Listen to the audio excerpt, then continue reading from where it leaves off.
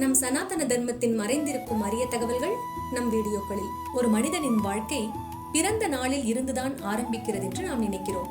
ஆனால் வேதங்கள் சொல்வது ஒரு மனிதனின் வாழ்க்கை பிறப்பிற்கு முன்னாடியே ஆரம்பித்து இறப்பிற்கு பிறகும் தொடர்கிறது.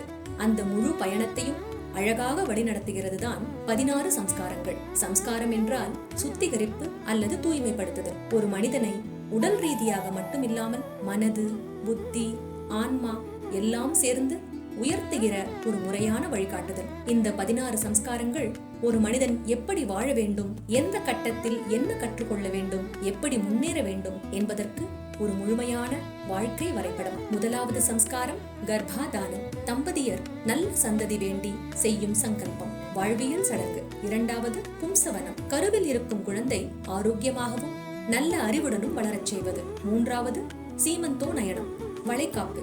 தாயின் மனதை மகிழ்ச்சியாக வைத்து கருவில் இருக்கும் குழந்தைக்கு பாதுகாப்பு அளித்தல். நான்காவது சம்ஸ்காரம் ஜாத கர்மா. குழந்தை பிறந்தவுடன் தந்தை தேன் மற்றும் நெய் தொட்டு வைப்பது, குழந்தையின் ஆயுளுக்காக செய்யப்படுவது. ஐந்தாவது நாமகரணம், குழந்தைக்கு பெயர் சூட்டு விழா.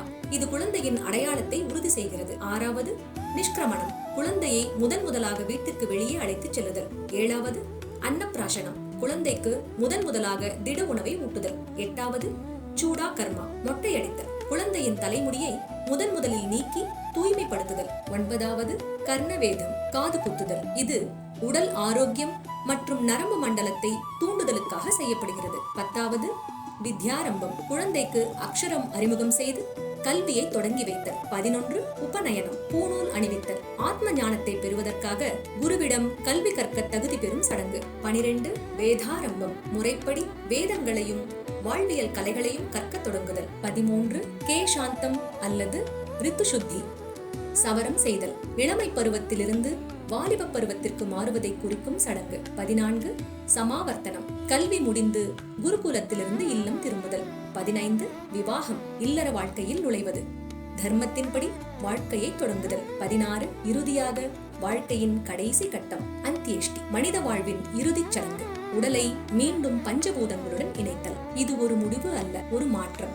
ஒரு ஆன்மா தனது அடுத்த பயணத்தை தொடங்கும் தருணம். இந்த 16 சம்ஸ்காரங்கள் வெறும் சடங்குகள் அல்ல, ரிஷிகள் உருவாக்கியது. ஒரு மனிதனை தர்மத்துடன் இணைக்கின்றன. பிறப்பிலிருந்து இறப்பு வரை ஒவ்வொரு கட்டத்திலும் நம்மை வழிநடத்தி ஒரு முழுமையான மனிதனாக உருவாக்கும் ஒரு அழகான பயணம். நன்றி.